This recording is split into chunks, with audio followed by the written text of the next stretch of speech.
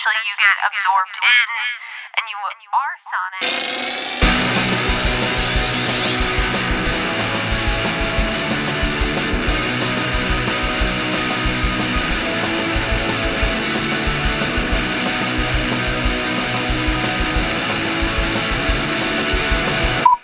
Hey everybody, and welcome back to No Repeat. It's a podcast where we pick 3 songs every week with no repeats and no do-overs to create the perfect playlist for every date you might go on. I'm Taylor Olmstead, and I'm joined by my co-hosts, Tyler Reed. My dog died? And Sean Evans. Hey, listen, I just got out of a serious relationship with, 3 people in the past, 4 days. So that's why I'm running a little late, but I'm here for you. Tyler, what was our challenge this week? This week, we're trying to find the perfect song for when your date is late, first time or last. Submitted by my Aunt Beth. Thanks, Aunt Beth. Yeah. Aunt. You want to submit your own challenge, you can DM us at us on Instagram and Twitter, No Repeat Pod, or send us an email. We actually got one. Yay! And for doing that, it's going to be a priority episode, probably. We'll do it soon. You can always email us, norepeatpod@gmail.com. Thanks so much. Have you guys ever been stood up on a date? No. No. I can't say I have either. I've definitely had people who have been late, though. I mean, Yes. a lot of times that's due to traffic, but I've had that. I've also had the, oh yeah, we should totally go out this week. Don't hear from that person for 4 months, which isn't quite the same, but I feel like it is similar where you're this close to making plans and then they just fall off the face of the earth and then come back. Mm-hmm. It's oh, you clearly found someone else, and then you decided that maybe you wanted to pay attention to me again. Well, listen. If you don't get to the date, if you don't set it in stone, and then someone else, if something else already kind of happens, there's an order of operations here, right? Either way, so you've got a date planned. Let's say you're going to dinner on a Friday night, right? So everybody's got to get off work, they got to get home, get changed, get ready, go out. There's some steps involved. How long do you wait before it becomes a problem if you have not heard from the person? You haven't got a, hey, I'm on my way. You haven't got a, hey, I'm in traffic. You're at the restaurant. They're nowhere to be found. How long before you either reach out or get up and leave? With no communication, I feel like 20 minutes. I agree. Okay. I feel like with nothing happening, if you don't get anything back, and you sent a message out personally, if you have a direct line to them, Yeah. 20, 30. Yeah. For me, it's probably the amount of time. Enough time that the class gets canceled. For me, it's probably the amount of time it's going to take me to finish one drink. Sure. That sounds great. 3 minutes. Depends on the day. Depends on the Friday I've had. It's hot outside. Work's been tough.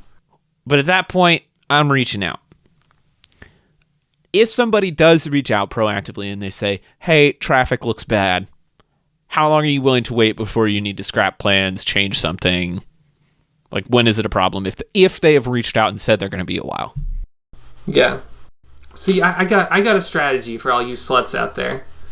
This is how it works. I would probably not be the person who would be let's meet at a restaurant and do something. I'd probably be first date. I'd pick an activity or something. Uh-huh. I'd be hey, let's go to a movie or something. A public place, right? Just to set it up, because that way there's buy-in, because then you're well, buy your ticket, I'll meet you there. So you're already on a Dutch deal, so that way there's no real pressure on that. And if you get there and you're oh, not what I expected, it gives you an easy way out. Plus, if you leave after the thing, you have something to talk about right away, which isn't your deeply held philosophical feelings on religion and sex and, probably how woke you are and whatever else you were talking about because you're a millennial and you're trash. It gives you something to talk about. You can actually, see somebody at a deeper conversation. And then you can go out to dinner and it's fine because you can go Dutch there too and it doesn't really matter, so there's no pressure. Tyler, why are you shaking your head at me? Why are you I think I just blew his mind and he's okay. Listen, I buy into what you're saying. I do. I like the idea of something with a hard start time, like a movie. Yeah, because what if they talk during the movie? That's a deal breaker. Yeah. No talkers. I will say, though, movie date, first date is hard. Because you got to pick something that aligns with both of your tastes. You gotta know. It's Pixar gotta be and like Marvel a movies night. come out all the time. They're low-level garbage. Well, right. But depending on the time of year, that may not be possible. I'll give you a What great time of year do you go? I'll give you a great example. I went on a first date to First Man, the movie about Neil Armstrong. Okay. It was the only sounds like thing a that you was problem right Okay. there. it was the only thing that was out. Oh, come on. And it wasn't a bad movie. But it wasn't a romantic movie. And we came out of it like, boy, yeah, going to the moon seemed really hard. Like, there wasn't a whole... You picked okay, you can't dump on my strategy because you tried it once and you picked a bad one. No, but that's not even the hardest part. The hardest part was, do you, interact during the movie? Do you, hold hands? Do you cuddle? Do you do something? No. Well, this person certainly thought otherwise. And, I was fine with it. I mean, a little head on the shoulder during the movie, that's fine. I don't care. But also, I just met you. That's a bit much. And, it wasn't like a deal See, but breaker. look how much you found out. Look how much you found out about this. Sure, okay, you're right. Yeah. You're right. You're welcome. Thank you. Great strategies. Tyler, any input? No, I'm genius. Thanks. Okay, good. Now we can move on to our song picks. This week, I chose... Listen, I'm just saying, I prefer something that's a little more conversational for a first date, but that does open you up to other possibilities and problems. Everybody has go their see a Wes strategy. Anderson movie. Everybody, Just wait for a Wes Anderson movie to come out and then go see it. Come on. Or go. I can't wait go for a on one Pixar date movie every to come 7 out. years, Sean. Listen, I'm just saying. When he's right, he's right. You get 20 to 30 minutes for me. If you don't reach Gotcha. out, you get 15. But if you go to the movies, at least you saw a movie. No, because then I'm gonna. Well, some people can't go to the movies alone because they're insecure. I understand that. Oh, I love going to the movies by myself. My thing is, I'm going to spend the whole movie wondering if this person is going to come into the movie looking for me, and that is a horrible social anxiety situation. What are they going to do? Look for you in the dark? Are they... How bad do you want it? How bad do you want it? I'm a catch. God. Tyler, save us from this conversation. Have you had to walk out on a date because they were late or had to reschedule or anything? Has this happened to you? You ever pieced out on a date just real quick? Like, I'm going to go to the bathroom, and then you go and pay out your tab and then just leave? No. No. I've had a suspicious amount of reasonable dates that range from just all right to pretty good. I haven't really ever had one that's been ooh, this is a bad date. I've been a bad date, as in I am not as present as I want to be. I have not honed my dating skills as sharply as I would have at certain points, and so. But you've never been 20 minutes late. No, I am obnoxious. I also am underemployed, so that means I am a minimum of 10 minutes early. There's no excuse to ever be late for anything. I am always early because I want to get there. I want to be in the space. I want to, if we're having drinks, I want to get a drink ready. I want to sit. I want to. This is actually comfortable. very true of Tyler for our entire friendship. If he's not asleep, he is obnoxiously on time or early. Right. Well, I mean, though that being said, there's several times where we've hung out where it's been I have been late just consistently, just a few. I'm damn, I really did not plan that time out just right. It's it's very hard for me to really hit the dot. But it bothers so you. it's You're notorious for letting that stuff bother you. Yes. I like to be early. Well, I feel the problem is that there's different expectations. And I would say, as a man, that we have a perception of, I feel like, online of being late, or just being garbage. And so I try to just lead forward, just try to, regardless of whether that's true or not, I just try to avoid that as a possibility at all costs. As a man. As a man. I mean, I can't say he's wrong. Can't say he's wrong. That's just one thing. At the very least, you're like, on time. I may have hated I everything don't have else much else about to that offer guy, this relationship, but I am on time. I have no redeeming qualities, but I am punctual. But if you tell me a time to be in a place, I can do that. I am on it. Hear that, ladies? This man is like a clock. He'll never miss a date. He might not be able to pay, but he'll be there. Especially if there's food. Tyler Participation Trophy Reed. Oh, actually, no. It's I a blue think ribbon. the correct I was award would there. be Tyler Perfect Attendance Reed. Hi, I'm Tyler. I've never missed a meal. We've dumped on Tyler enough. Let's pick on Sean for a second. Sean, what was your song this week? This week I chose "Running Out of Time" by. Intentions only get you so far. What if I'm just a selfish prick? No regard. I'm always running out of time.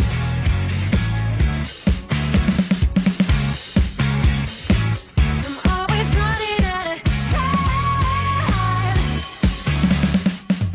Let's see. How did I find out about this song? Well, it was probably Billy Joe Armstrong's Middle School Notebook. Somebody on here was probably talking about it. It was probably was it Taylor?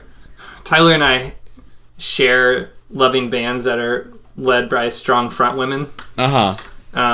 Correct. Fun fact. And I think so. Maybe like a few weeks ago, or maybe last Billy Joe Armstrong, we talked about it, and I was like, "Oh, this is good." I listened to the whole album, and I was like, "This is very good." Right off the bat, it's about just being late in general, and right, which, if you haven't guessed, is how I feel if you're late for a first date. You're just like, if you got something else going on. Yeah.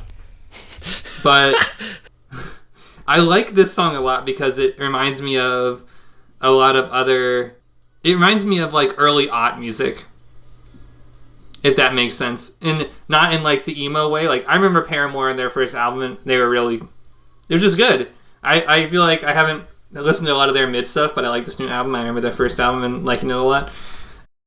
But I like the up and down. I like the guitar synth line that happens here. I like that it has a very like Strokes vibe to it, and I appreciate that.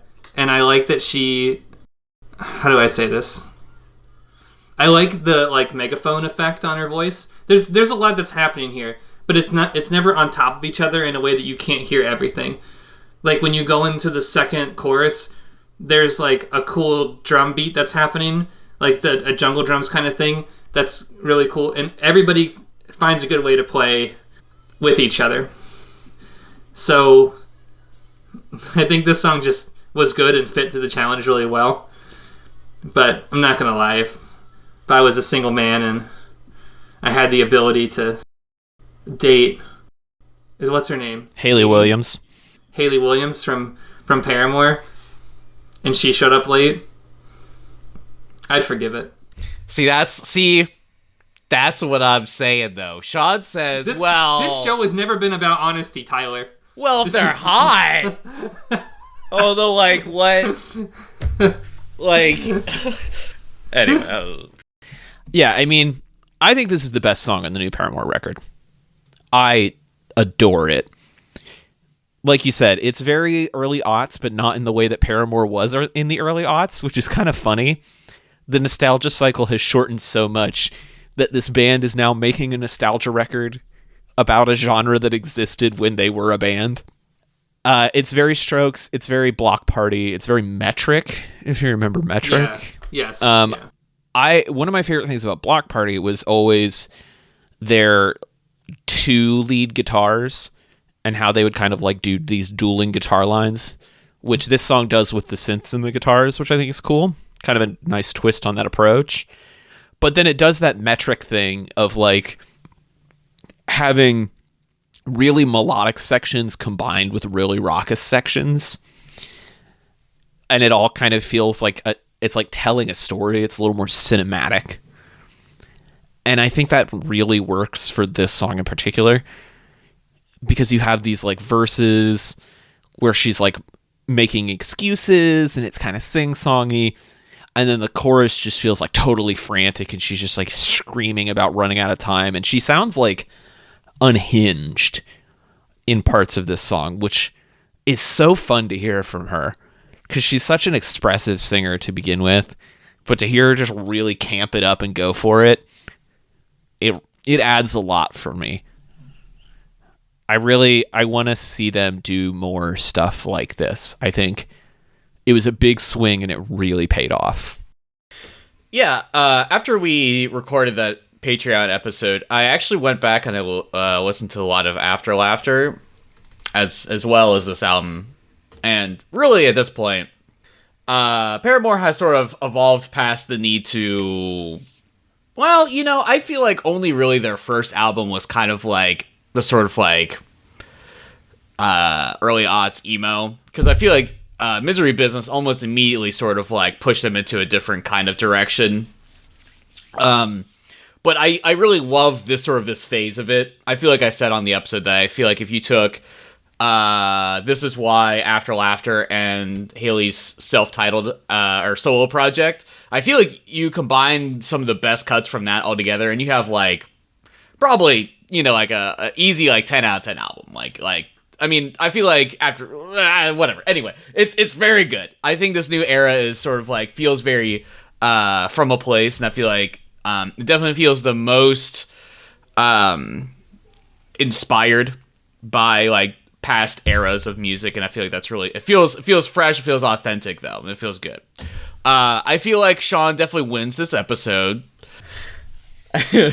I mean, just it's a new song, it's topical, and it's really good. You know, like I feel like it totally sort of quantifies the challenge in that it's sort of like it could be either person. It's sort of like a sort of battle within yourself, or like just like sort of like a monologue about like just like trying to get yourself together and you just can't. It's like, you know, no matter what I do, just not gonna do it. And is it because I have too much stuff going on, or is it because I am a selfish prick? And you're like, who's to say? Who knows? In a way, I kind of respect that. People that like respect their own time in a certain way, that you're just like, no. I have the ability to say no. Come on, give Haley a chance, Sean. Thanks, George. We talked about that earlier. She's 30 minutes late. Come on. Like I said, I would. You're if it walking was out the Haley, door. She's I would walking in the wait. door. You're like, I would no. Here's a 20. You can buy yourself a cup of coffee. I'll see you around, toots. Local man waits at Starbucks for 30 days for Haley Williams to show up for date. That voice went from like George Costanza to like mobster in a bad 30s film noir. You're right. I quick. should have kept the George. I should have stuck with the George. You should have. Well, I guess I will go next because I feel like my song is of a vibe with Tyler's, if you will. Okay. This week I chose Tired of Waiting for You by The Kinks. It's your life, and you can do what you want. Do what you like, but please don't keep me waiting. Please don't keep me waiting, 'cause I'm so tired of waiting for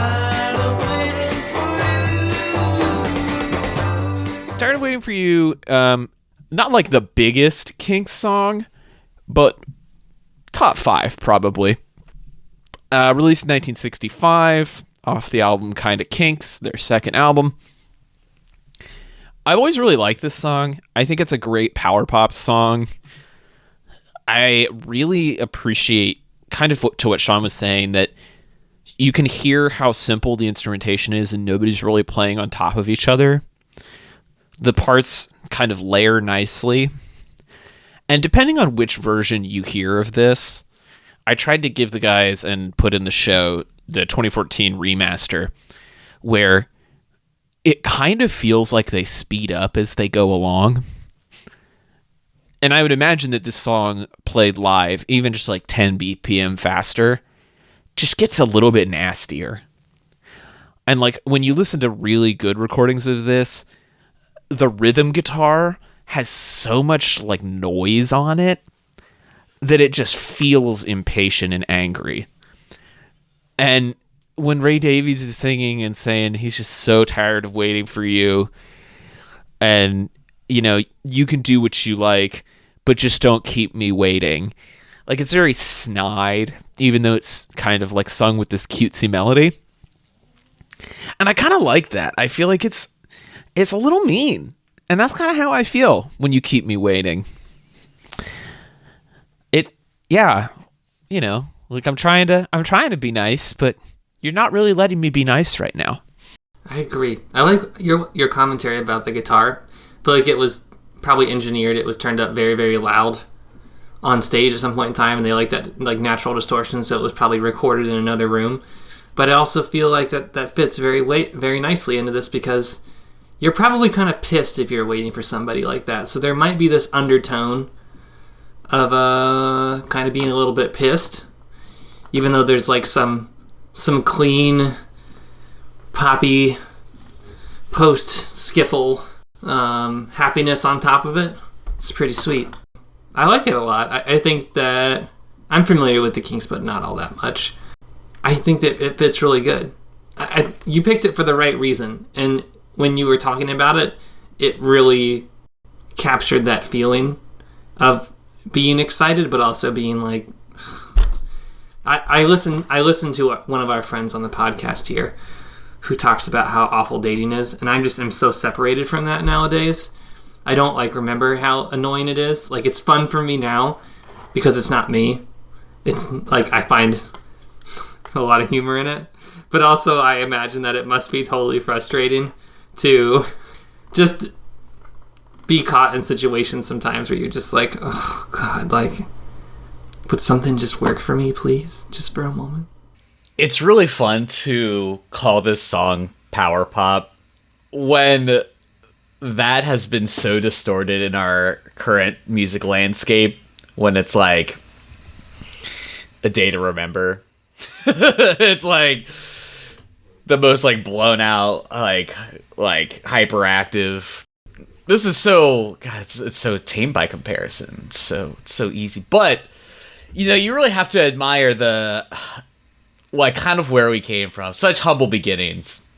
Kind of what y'all were both kind of saying, that I feel like this song does still sort of have, like, a sort of, like, it's, like, happy because, like, I feel like people didn't know how to write songs about being sad yet. They're like, I don't know, we're just playing with things right now. We're just trying to figure out, like, they don't, like, I feel like, how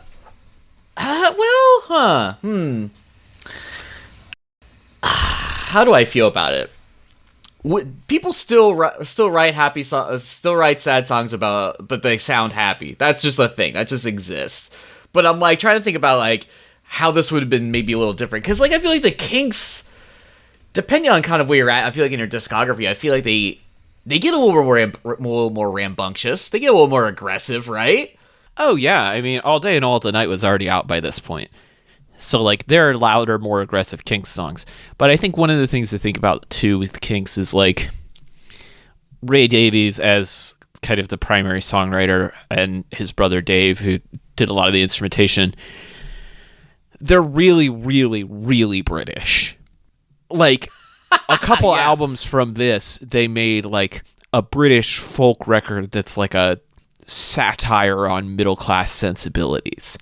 Like, they have this kind of drollness to them that is just like hella British. And so I feel like it is very British to write this song where like the lyrics are kind of mean and angry, but it's like to this bright and kind of poppy melody and like skip down the road even though you're angry. Like, yeah, and kind of like what Sean was saying, that there's like almost like a wistfulness to it where it's like, because I feel like the lyrically in this song, it's largely is like they are waiting for someone, but it's like it almost feels like, who is this person? I don't know who they are. They could be anyone. I'm waiting for this nebulous person to appear into my life, because it's like I was nobody till I met you. You know, it's like like what's the story here? We need more context, Kings. Where's the narrative? But that being said, I feel like I don't know. I felt like it was so hard for me to songs that are like, I would like songs about waiting, songs about being late. It's like, well, let's come just on, Google. Let's just go into your song then, Tyler. What did you pick? This week I chose "Never Been Wrong" by Waxahachie. I walk around like this is the last strike. I love being right, especially with you. Now I wake up early, I ruffle eyelid and wait.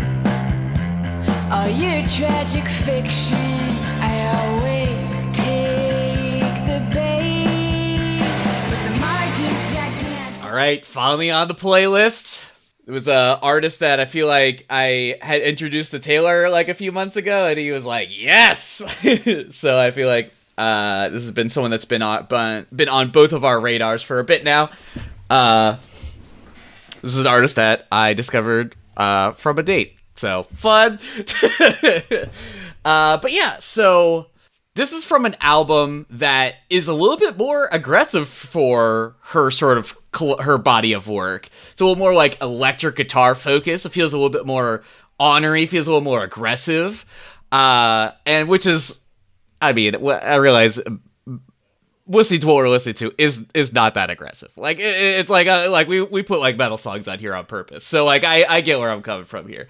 But I feel like this song is a good pick for this challenge because I feel like it's not necessarily so much about being late, but sort of like about the pettiness of like being late, or like about the dynamics of being late, and about like, so I feel like I read the challenge as like this is the first date, or it's like, you know, like maybe this is just the last date you're having with someone, like, which could be multiple dates, where it's like, oh, this is like the final straw. This is sort of like, you know, like how many times are you going to be late? I'm tired of this, you know, and even then, still the conflict of, because I feel like in the challenge description feels conflicted. It's like, there's an uncertainty to like, like how far in are we? What's the commitment to this? You know, and I feel like it's, I feel like a lot of times like, even in our discussion, we were having trouble deciding on what is late, even how late is too late. And you're sort of like, I feel like the song is sort of about like even the like the minutia of that, of trying to figure out like, is this the extra minute going to really make the difference? And you're sort of like frustrated by even having to consider that, sort of like the game of numbers in that way, you know? And so I feel like it is a very like calculated, reserved sort of like song that's like you kind of are like saying to your friends in frustration about a date sort of vibe, or like a mental like battle you're sort of fighting within yourself. So yeah, I mean, I think this is like the extreme version of what Sean and I were doing with our songs. Like ours were much more first date. This is like, oh, this is a pattern. It's like borderline gaslighting at this point, where you're like, no, I'm not late. I was on time. We said 8. We definitely said 8.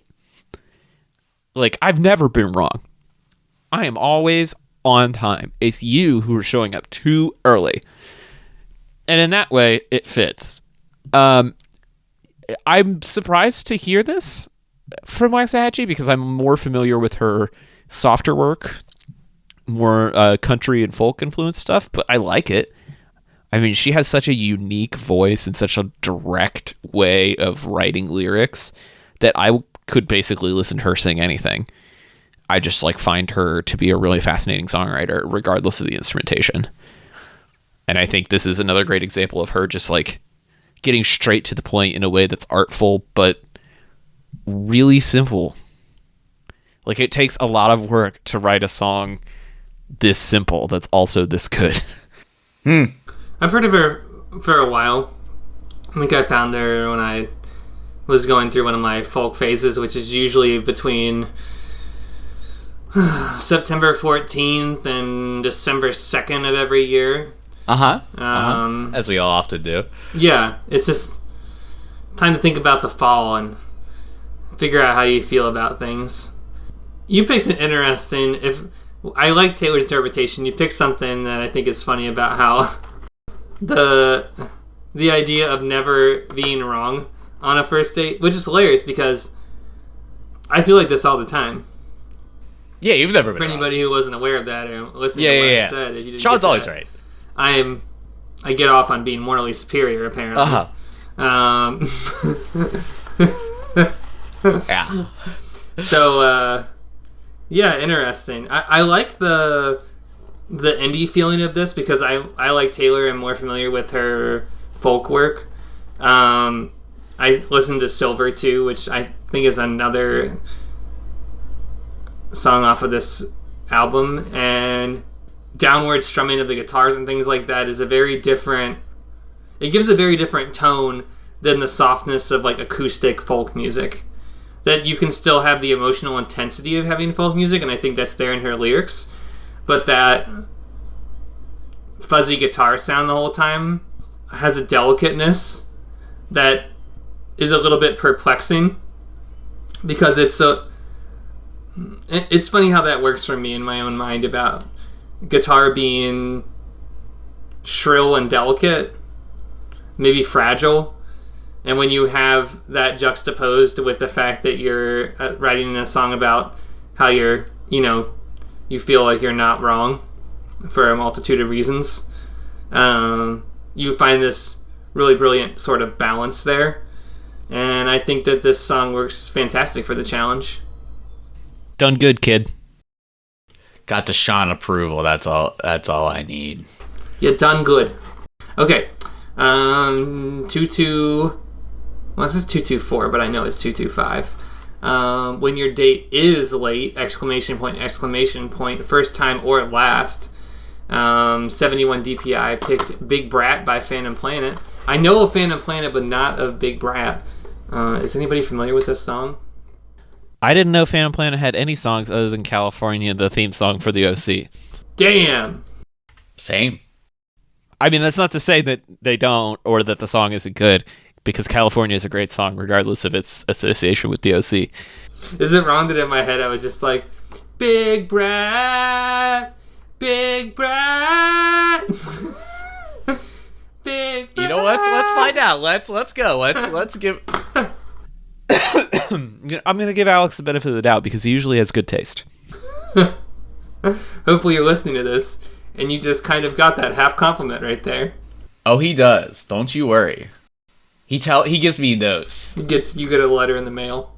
Yeah. Review of episode. He said Sean needs to learn how to read. It's a lifelong problem. Okay? I work on it all the time. That's an editing issue. This song actually goes a lot harder than I expected it to. I'm into this. Does it slap? Yeah, considering Phantom Planet wrote the song for the OC, you're like, well, sure, how? This is like some real grungy, like almost fiddler kind of stuff. Yeah. Oh yeah, this is a thing. Does not sound like the same band. No, this is good. Yeah, I'm into this. This well is done, solid. Alex. Planet. Okay, well, with that, clear winner that didn't make it on the show, besides us just kind of babbling around about it. Does anybody else have some B-sides that were, they kind of made it, but... I was really disappointed in Green Day's cover of Tired of Waiting for You. It has no teeth whatsoever. And it's not like a cover from the later period of Green Day after they sold out. It's like a cover from the mid-90s. it doesn't have any energy to it, which is very weird. And then I also had The End of the Night by the Greenhorns and What You Doin' by The Go. You know, I had some songs. None of them were good. I picked the right one. What's that song from? That's the lead single of Malcolm in the Middle. I feel like that. Oh, You're Not the Boss of Me Now. Yeah, I feel like that's an angry song that could work. Who performed that? Oh, I'd say it might be Giants. Oh, great. They've been around for a little bit, haven't they? Oh, they've been around longer than that, even. Well, Tyler, if people want to show up fashionably late to your party, where can they find you? Hey, everybody, you can find me design illustration work at rudepets.club, and as always, you can find me on the socials. Rude Pets Club, Instagram, Twitter. Sean, if people want to get some time management tips, where can they hear from you? Find me on Instagram at TellySean.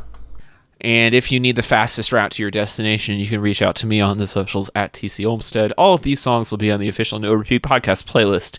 We'll be back next week with another episode of No Repeat.